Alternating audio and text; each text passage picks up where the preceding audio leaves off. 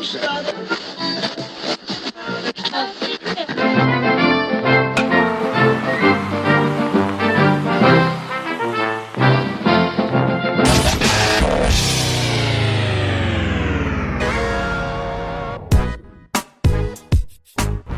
right, welcome back to another episode of Sean and Ed's Do Baseball. I'm Sean. And I'm Eds.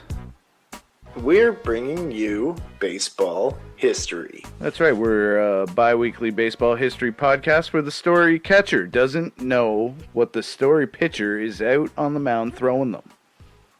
And that causes some confusion. But in this case, it just kind of sets up so that one of us doesn't know what the story's going to be. Exactly. So we're not like an official battery or anything, but it works for our cross-up league.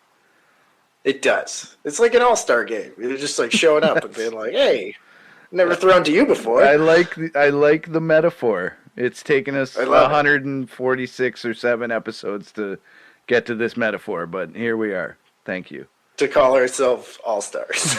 Yes. All right. Well, thank you for listening. Thanks for everybody out there. You can leave us a review. You can leave us a rating. Where can you find us on the internet, Edsy? You can find us on the internet somewhere along the World Wide Web at one of these two handles, at Doing Baseball or at Doing.Baseball, wherever you're looking to find us around the internets. One of those two handles will lead you in the right direction. So go ahead and take a look around, say hello, chime in on some conversation, give us a story idea, and of course, thank you for listening. Thank you for looking us up. Yeah, absolutely. And thanks to our wonderful sponsor, Two Loons Brewing. Edsy, you can now get Two Loons from Two Loons. They officially have a retail outlet. I believe it's on Brock Avenue in Ontario. In Toronto, Toronto, Ontario. Which is in Ontario. It is. So I was technically right. Yeah. But yeah. Either you way. started really specific about location and then got very broad. Well, you can get Two Loons all over Ontario. So, but now you can get it. Tap room's coming soon, but you can go stop by Two Loons and pick yourself up some cans of their wonderful beer. And of course, as always, please be of legal drinking age and enjoy responsibly. I did see that news the other day, Sean, and I was very excited to hear that. I want to, echo your congratulations for our friends at Two Loons Brewing and encourage our listeners, at least in the Ontario realm, to go check them out and enjoy a beverage because baseball season's here, and yes. I'm very excited. But I'm also feeling, as you just talked about, sort of anticlimactic about the upcoming baseball. Yeah, I mean, we are. I don't think we hide that we're Blue Jays fans. This show's not about the Blue Jays, although maybe one back in the day we tried to. We're Blue Jays fans. So we, not to be too topical, but it was a heartbreaking end to the season. But most importantly, we were talking about it. I think I touched upon this before, not knowing. But yeah, it's very anticlimactic when your last memory of baseball was Game 7 of the World Series and your team coming within inches like 3 times of winning the game. Yeah. And not. So excited for opening day, but like, whew. But also understanding that there's, as you say, we're very excited about opening day and we're very excited about the long haul that we're about to be in for. But, it's going to be 6 months of games that matter, but also don't matter as much as a World Series Game 7. So, it hopefully by the end of the season we end up having the same, anticipation for every pitch thrown. Yeah, I mean, nothing beats it when your team's in the playoffs. I gotta say, it is the stuff you tell your friends about or your children about. Let's just say later on. Mm-hmm. Mm-hmm. Anyways, let's not get off our. Let's get off our talk about our hometown team and move into a historical recount, I guess. Should we do that? Okay. Should we do that? Sure. I thought you were like leading me into that. I was No, interested to see where this was going. no, we're making a complete right or left turn here. This story, you didn't ask me, but it's a bit of a fastball. We'll move it through it Okay. rather quickly. It's just another bio that we got here. But if you're ready, I'm ready to tell you the story about today's player in question. All right, wind it up. Okay, well, Sean, today we're gonna talk about one of the classiest, brainiest, and most politely cocky men to ever swipe second base, and then I'm going to explain to you exactly how he did it. Today I'm going to talk about Eddie Collins. Oh. So, he's not exactly the most obscure name to come up on this podcast, but Sure. doing the research that I do, I discovered that he had quite an interesting life and career as well. So Was he? I know you're going to tell me, but like, was he a Chicago guy? he was Chicago at one point in his career. Yes.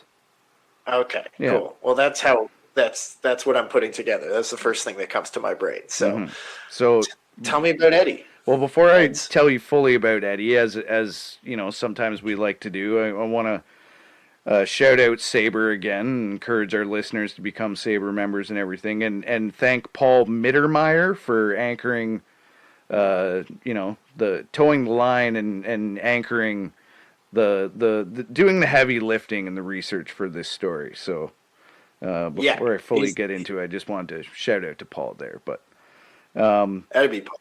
so Eddie Collins, if the dead ball era had a dean's list, Collins would have graduated summa cum base path laud. Okay. Okay. Eddie Collins What was, does that mean? I don't know, they say that about like people that do well in Oh, school, and he's a well-educated guy, so I kind of threw that in there. It's with honor. It is. Is that what it's that Latin, means? cum laude. Yeah, I'm probably not saying it correctly. I don't think. That's how I've always taken laude. it, but we're digressing here. We don't need to discuss it. Early on. Yeah. So Eddie Collins was basically the perfect dead ball era player. Great contact hitter, surgical fielder, sneaky base runner, and a baseball brain that ran like a pocket watch. He wasn't flashy, he wasn't loud, he was just relentlessly effective. He didn't overpower the game. He out-thought it, out-angled it, and occasionally out-superstitioused it. Okay. Physically, he didn't exactly look like a baseball wrecking machine. He was about 5'9" and around 175 pounds. Sturdy, but not intimidating. And if you were building a baseball superhero in a lab, you probably wouldn't start with Ivy League infielder who looks like he could also help you file your taxes. But you would be wrong. At the plate, Collins specialized in control and precision.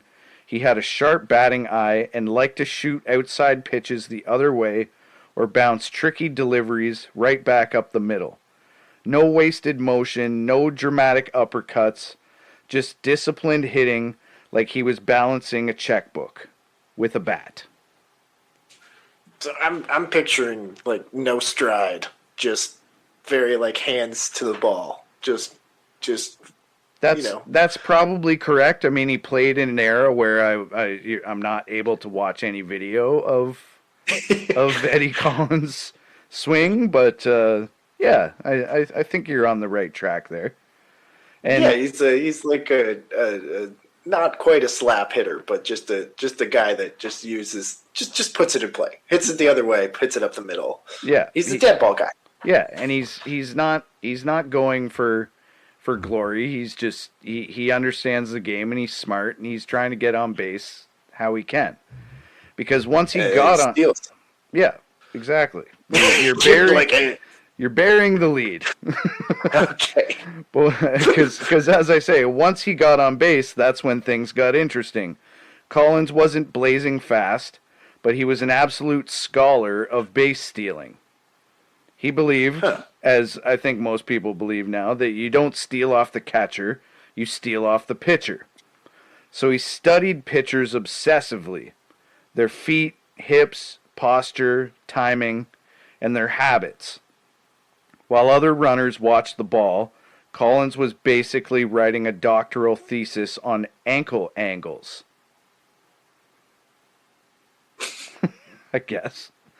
The result. So he's looking at the body instead of the ball. Yes. He's trying to figure out. Yeah. So if the pitcher fucks with his ankle angle, he knows it might be the pitcher's going home, and you can go on that pitch. Yeah, exactly. And the result of these studies, huge leads and terrific jumps that made him one of the most effective thieves of his era. And yes, he was actually a scholar. Eddie Collins was Ivy League educated at Columbia University and was considered one of the smartest players in baseball and very aware of that fact. So early in his career, he picked up the nickname Cocky, which was... Cocky Collins? Yeah, which was not apparently meant affectionately. No. Yeah. Teammates sometimes found him a bit too polished, a bit too confident, and a bit too, I read books without pictures. You do, yeah. I mean, this is what era is this? Is the 1910s? I believe this is actually pre-1910s at this point when he first came in. Yeah. So yeah. Most ball players only read when they're looking at whiskey bottles, trying to pick. Yeah, that's right. Some of them can't even read. They're just like, 3 X's on the bottle. This is strong shit. Yeah. This is the Rube Waddell era. Yeah, exactly. He comes up in a minute, but only briefly. His career would be full of contradictions.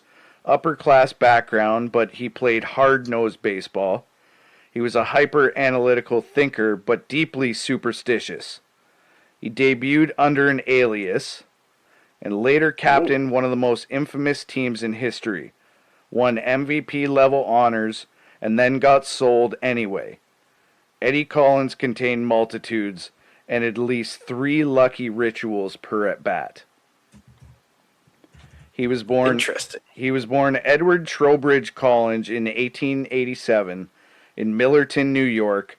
His father worked as a railroad freight agent, and the family moved to Tarrytown when Eddie was still a baby.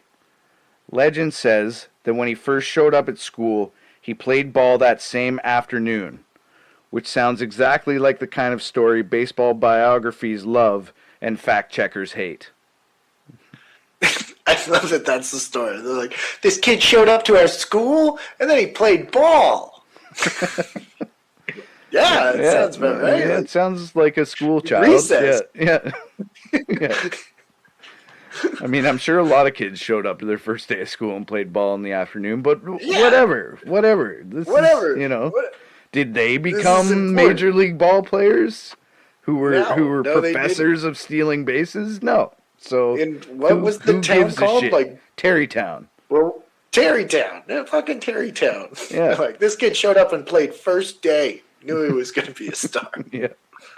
At prep school, he starred in baseball and then headed to Columbia University at age 16, where because overachieving was apparently a hobby, he quarterbacked the freshman football team despite weighing about as much as the average equipment bag. He later played varsity football for a season until Columbia dropped the program, and Collins later admitted he actually liked football more than baseball at the time.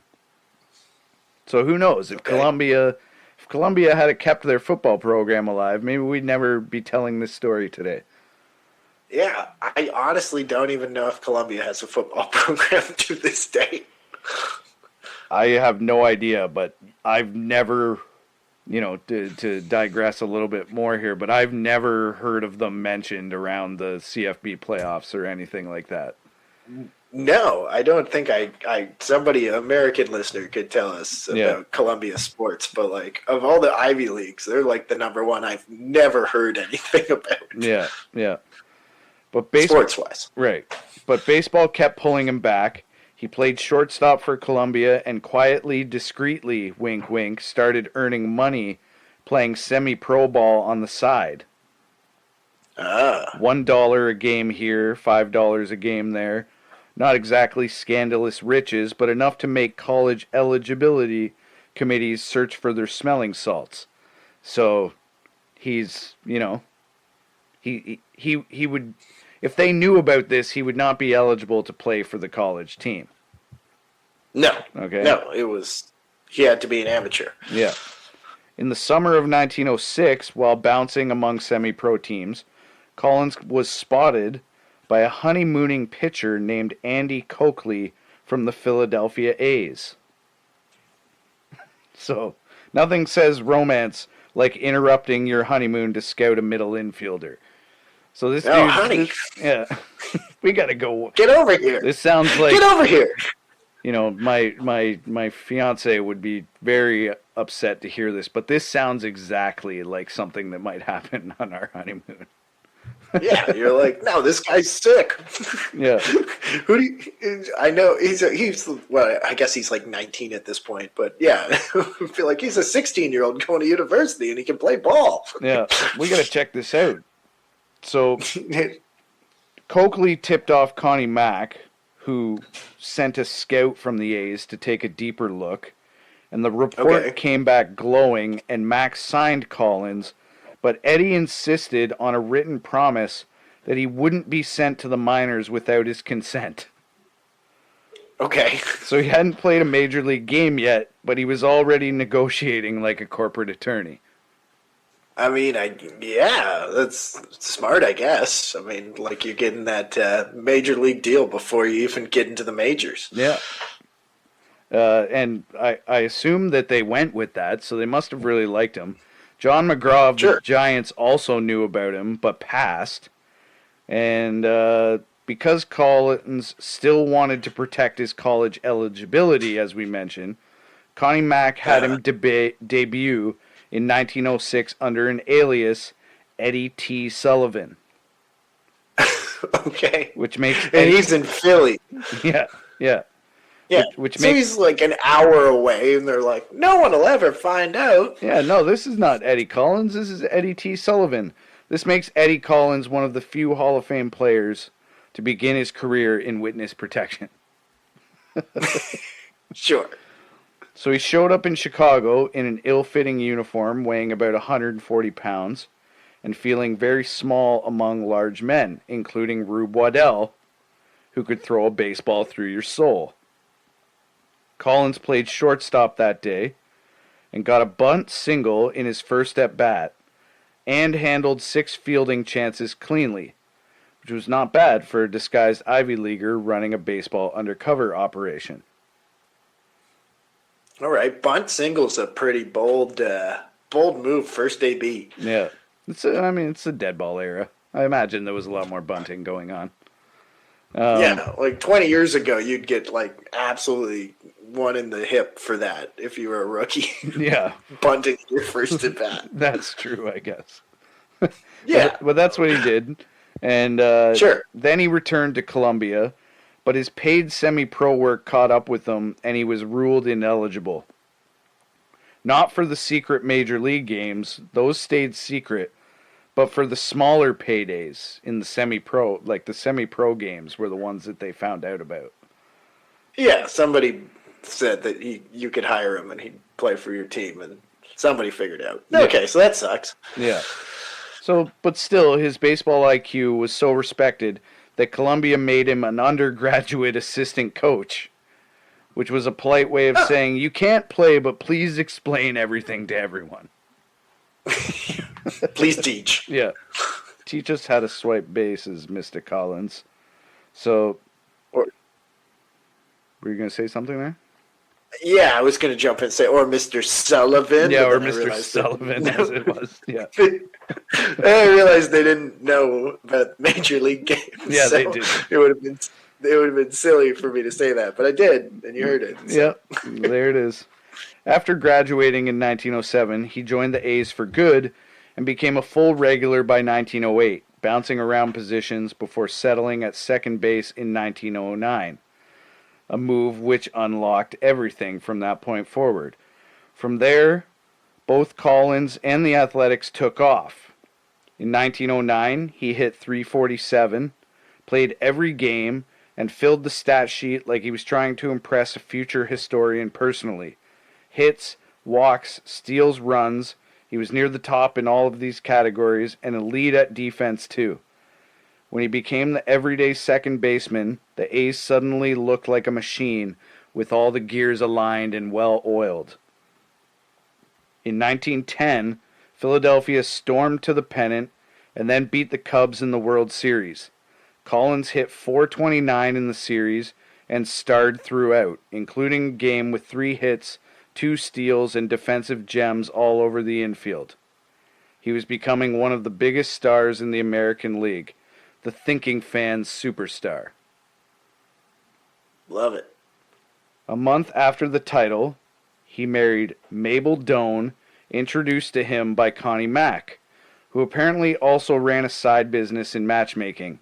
Mack even beat Collins in a bet about which one would marry first by about 1 week. Between him and Connie Mack? Yeah, he was like, Connie Mack was like, I bet you I marry my wife first.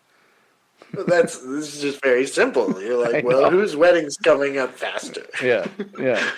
I guess back then they were just like, you want to get married? It's been 4 dates. Yeah. Sure. Yeah. I'll book you a spot at the courthouse.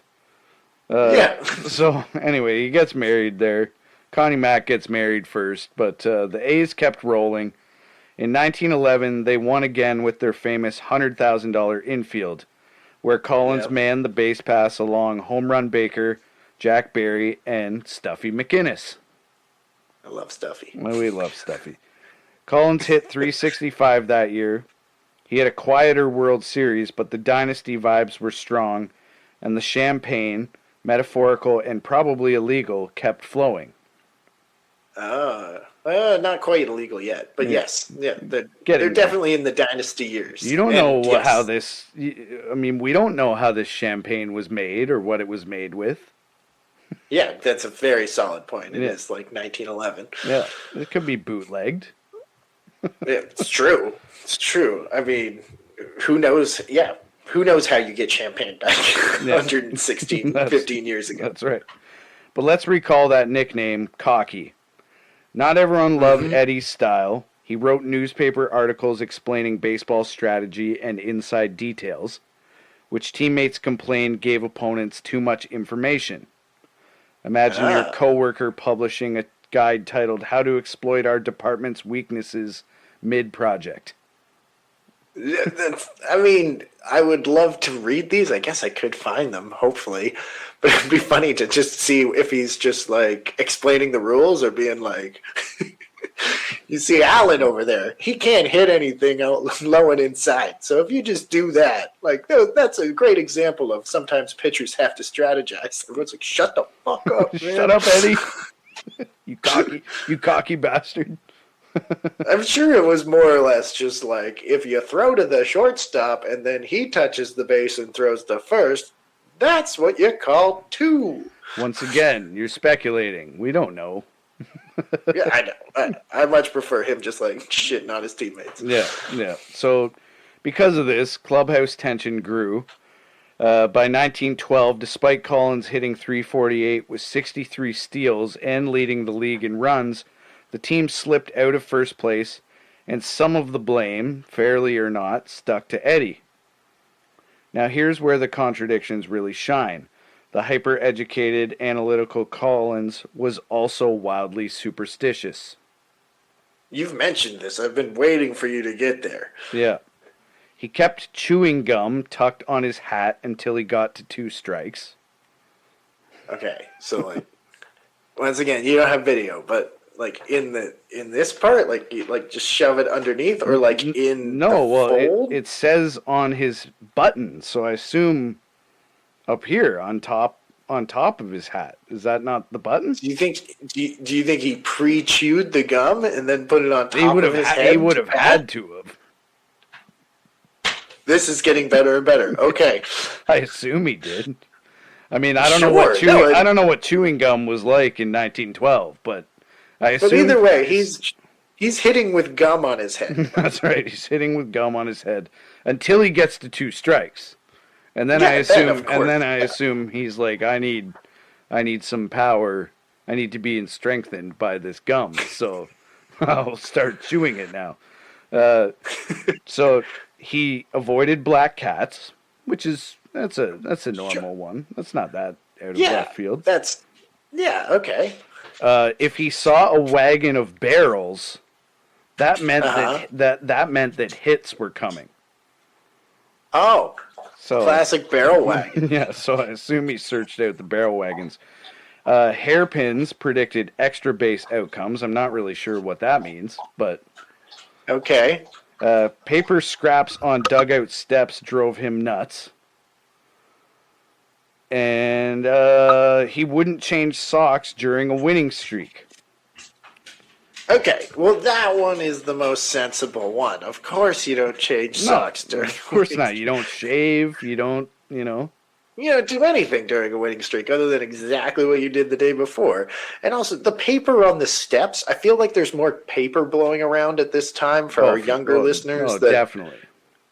Yeah, there's lots of paper. So he's just like, oh, shit, I got a hit. And there's the comics just flew down onto the steps. Yeah. Someone get me some gum. I need to put it on my head. Yeah. And then later, as a manager, he reportedly fired a clubhouse guy for violating the sacred hosiery code. Okay. Oh, okay. Which I assume means that he was a big fan of the stirrup socks, which I don't disagree with whatsoever. But no, of course, he was imposing dress code. He liked someone to spit on his hat for luck. Okay, now, like, there's always a tipping point, and why would they spit on him? Like, yeah, like, is he holding his hat out? That's a good question. That's a good question. Or are they I was not able to find the answer, but he's 5'8". Like, not everyone's here, that tall. let me just crouch down here. Just spit on me. I'm about to get up. I'm in the hole. Spit on me. You got gum on your head. You know that? Yeah, spit on the gum. I'll chew it later. Spit on the gum, please. I'm going to get to 2 strikes and chew that shit up. Oh, God. We're not done. Okay. He oiled his bats every winter and rubbed them with bone. And yes, stories circulated that he buried them in cow manure to keep them lively, which is either superstition or very aggressive bat gardening. Okay. So, like, do we know what kind of bone? No, that's a good question. I assume. Okay. My assumption is that due to the presence of cow manure, that they were probably cow bones, but beef rib. Yeah, I don't really have any evidence to confirm or deny these accusations. So he's got let's call them. He's got his like cow shit bats. That like at first you were like he oils them. I'm like that makes sense. Like of course. And then you're like, and then he rubs them with a bone. And I'm like that makes less sense. And you're like, and then he buries them in shit.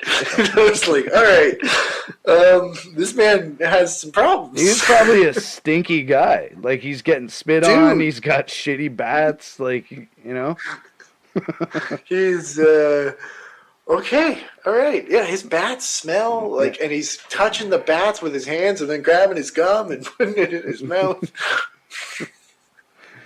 So, despite all the stink, off the field he was known as a gentleman. On the field he played hard, really hard. Tags were applied with authority. In one 1912 play, he broke the nose of Chick Gandil with an uncompromising tag. Gandil never forgot it and kept trying to settle accounts on the base paths for years, usually unsuccessfully. Collins played clean, but not soft. There's a difference, and the opponents felt it. Uh, So at this point in the story, Sean, we've got a brilliant, slightly smug, highly effective second baseman, Ivy Leaguer, mhm. champion, strategist, base stealing professor, high sock loyalist, and future central figure in one of baseball's most complicated eras. And we're just Mhm. getting warmed up, my friend. Collins was already baseball's most successful honor student with spikes on, and now we move into the stretch where he collects championships, cash, controversy, and eventually a front office resume, plus a front row seat to the biggest mess in baseball history. In 1913, the Philadelphia A's bounced right back into championship mode. They took the World Series again, beating John McGraw's Giants in 5 games, and Collins basically turned into a postseason cheat code. He hit over 400 in the series, scored runs, stole bases, and generally behaved like October was his personal exam and he had all the answers in advance. His regular season wasn't exactly shabby either, batting average in the mid 340s, and he had a big RBI total for the era with 73, and more than 50 steals. For a guy who didn't look fast in the traditional sense, he kept committing grand theft on the base paths. The A's repeated as American League champs in 1914, and Collins picked up the Chalmers Award, which I'm not sure was still a car at this point or not. I don't I don't. care. You got a car. Yeah, okay. We already I, damned the fact checkers earlier, so it was a yeah, car. Check out sure. that He got the Chalmers Award. check out the Chalmers Award episode. That's a great That one. was that's a fun story. I totally forgot about that one. Yeah. He hit 344 and drove in 85 runs, which in the dead ball era is like today's version of setting off fireworks indoors. Unfortunately, the World Series that year went sideways for the A's, which we Sure also did. covered in another episode. The heavily favored A's got flattened by the Miracle Braves, who basically showed up, ignored expectations, and swept the whole thing like a spring cleanup at the Public Works Department. Collins hit just 214 in the series, and the A's dynasty suddenly looked like it had hit a pothole at full speed. Because your wheel And then falls off.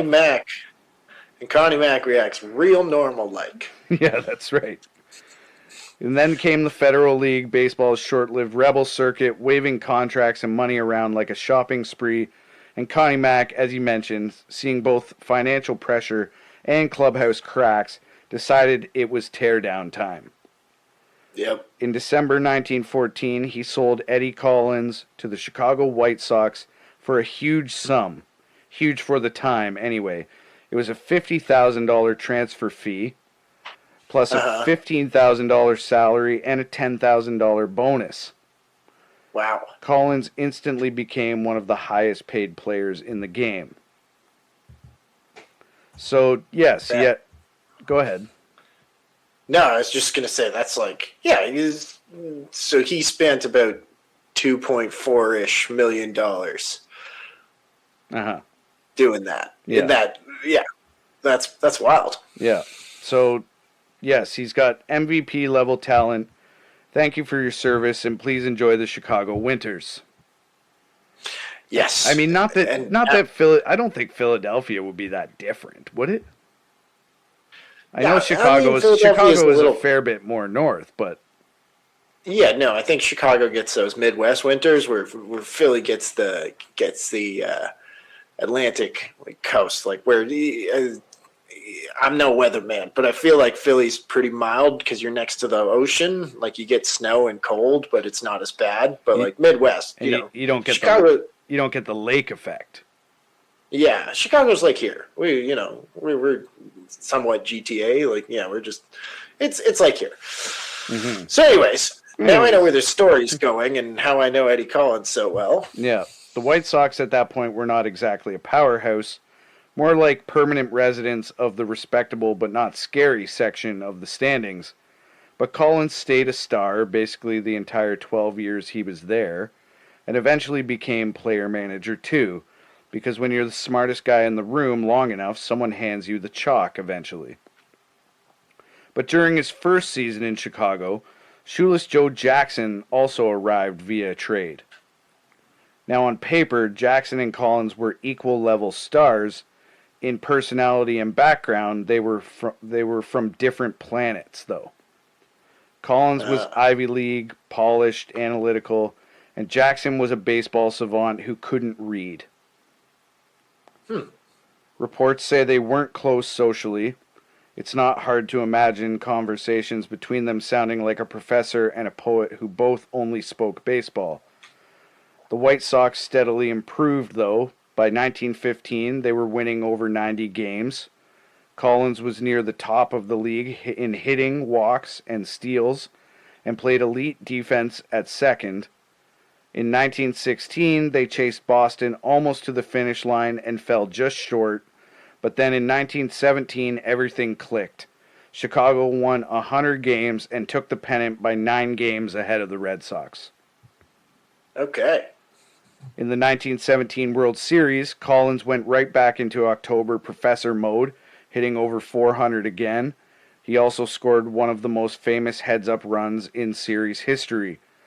There was a rundown between third and home, chaos, confusion, fielders forgetting basic job descriptions, and Collins noticed nobody was actually covering the plate.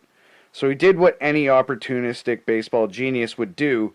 He ran home immediately while everyone else held a committee meeting. The play is often remembered as a Giants blunder, but Collins always said basically, if you leave the door open, I'm walking through it. Sweet. And this heads up.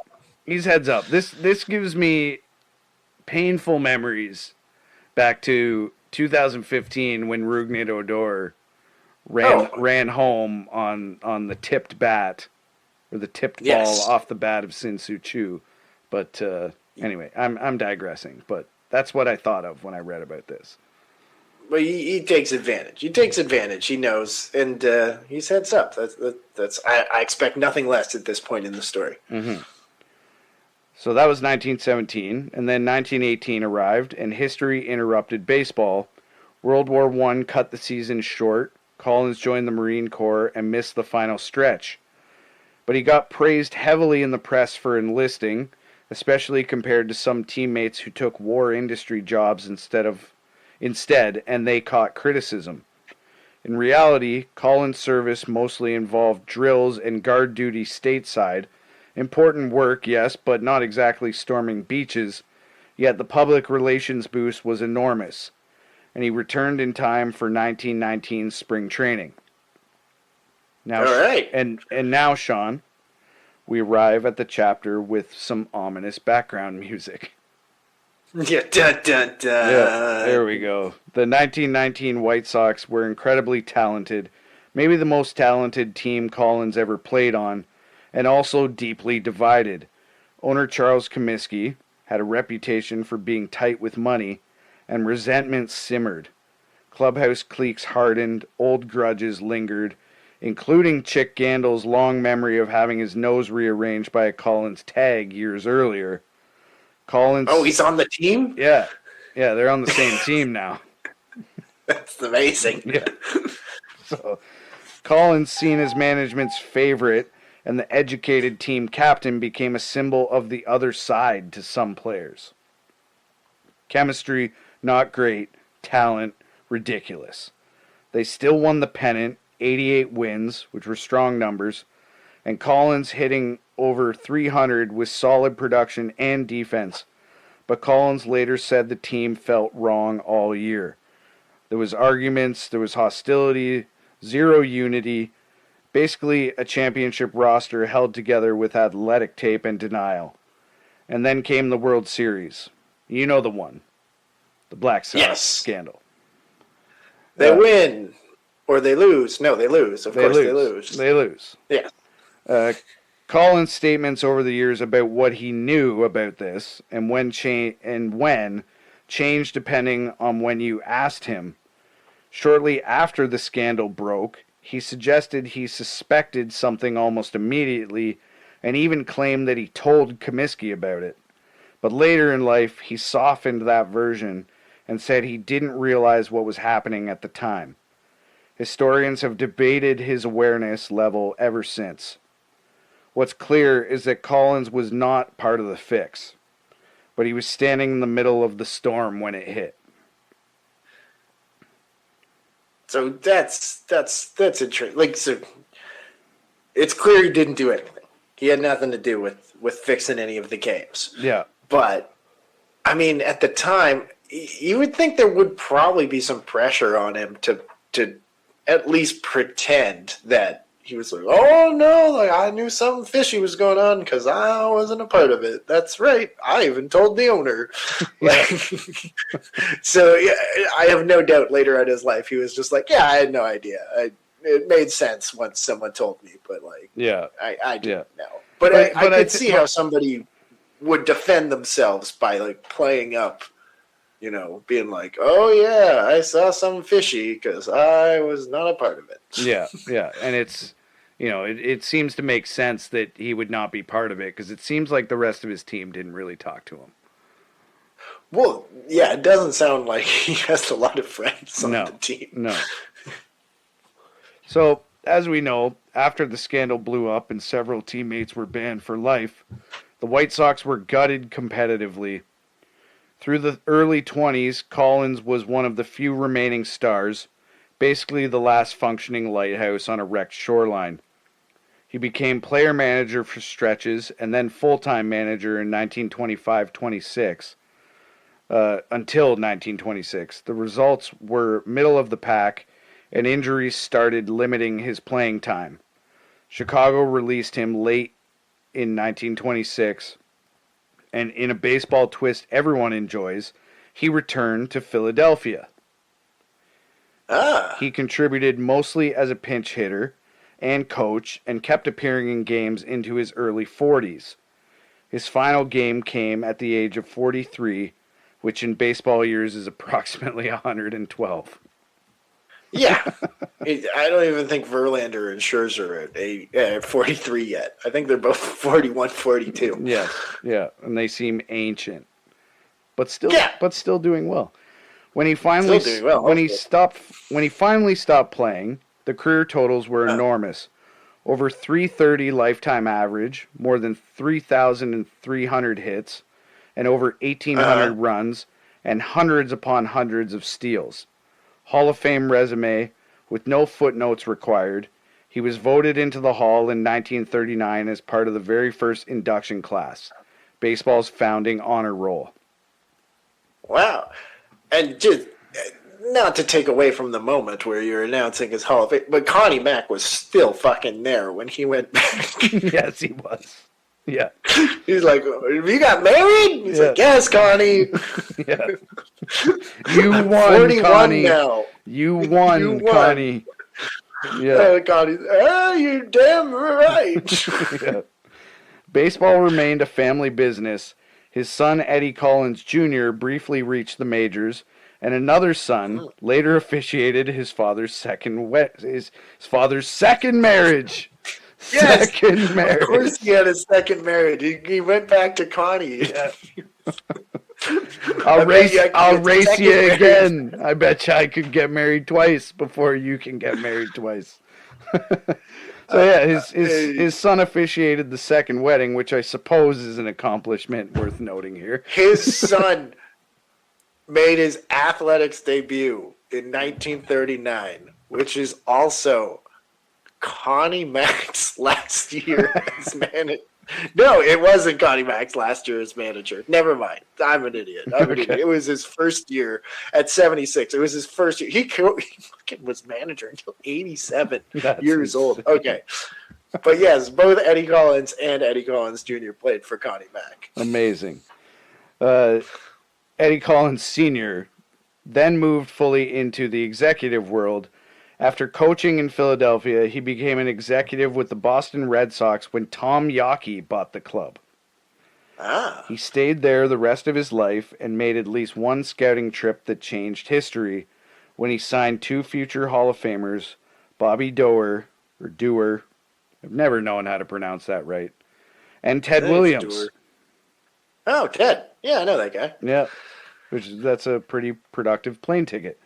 There's also a darker executive chapter. Oh, Collins and the Red Sox front office failed to seriously pursue Jackie Robinson after giving him what was essentially a token tryout under public pressure. Their lack of action helped make Boston the last team to integrate, which is not exactly a proud line on his resume. And there's a whole episode on that as well. Yes, there is. Health problems caught up with Collins later in life. A cerebral hemorrhage in 1950 left him paralyzed, or partially paralyzed, and visually impaired. He passed away a year later in 1951 at the age of 63. So, the full Eddie Collins picture, Sean: brilliant player, base path chess master, Ivy League ball hawk, serial champion, clubhouse lightning rod, scandal era captain, longtime executive, talent spotter, missed opportunity participant, and Hall of Famer from day one. Which is to say, complicated, accomplished, and very on brand for early 20th century baseball. Elegant on the surface, messy underneath, and never boring. That, my friend, is the legacy of Eddie Collins. That's wild. I'm checking right now. Oh, God. I don't know if I'll be able to do this, but he has 47 career home runs. That's got to be some of the lowest in the Hall of Fame. Mm-hmm. Yeah, I would be interested to know that, but I imagine you're probably right. Yeah. I would think so. But either way, I mean, the dude absolutely was like, when you think of Eddie Collins, like, at least when you started talking about it, I knew he was like a hard-nosed second baseman that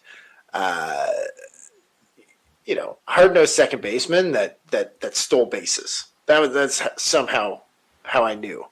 But yeah, I'm trying to find right now. I got to filter out the pictures here, but he's definitely pretty low on this list.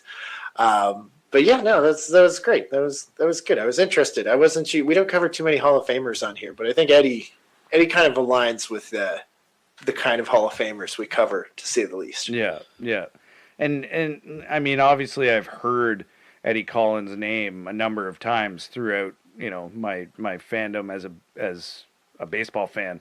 But yeah, I didn't realize until I had done this that he was actually in the first class, but there it is.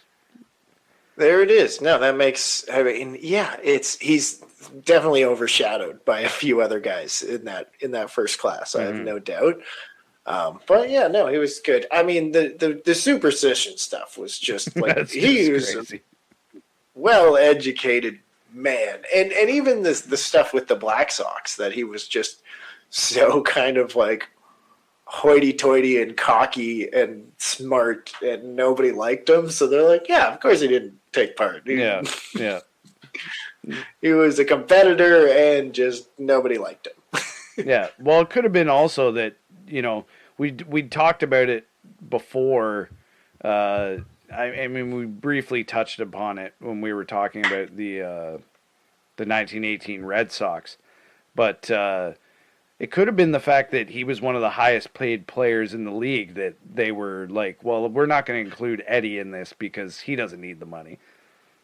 Well, that's the other thing, and he's educated. Like, obviously, he had a career after baseball as well. That was, at least it was still in baseball. But you're more likely to hire Eddie Collins than you were Shoeless Joe Jackson if you're an owner, just because one, as you went to university in their teens, and the other one just can't read, could play baseball. Yeah, can't read. Yeah. No, that. So I think there's many reasons, but I knew he was him from the White Sox, and then it kind of started. I was like, yes, of course, he was on the 1919 team, but I did not know too much about it. I guess I probably read about him with the Athletics as well during that dynasty. There's no doubt we've had like some adjacent stories to that, but certainly an interesting team. So yeah, thanks for bringing that story my way. I definitely know a lot more about Eddie Collins, that he rubbed his bats and poop. Yeah. So, which is just insane. Yeah. But the gum and the hat and the spitting, I mean, it's. I think my favorite's being afraid of newspapers on the steps. It's like, Yeah, oh shit. yeah, yeah. He spent a little bit too much time close to the rube. Yeah, I guess. Yeah. Well, yeah, it's baseball season, yeah, welcome back to everybody's favorite time of the year. We'll be back in a couple weeks with a new episode. Until then, where can people find us, Edsy? People can find us somewhere on the World Wide Web at Doing Baseball or at Doing.baseball. Give us a follow, give us a rating, give us a review, do all that stuff. Yeah, thanks for coming back for another episode and enjoy these next 6 months. It's gonna be fun. Hopefully, your team or our team wins it. Who knows? Hopefully, But Eddie Collins won 6 times. He was probably fucking tired of it. Yeah. Anyways, until next time, I'm Sean. And I'm Eds. And we were doing the baseball. Okay, bye.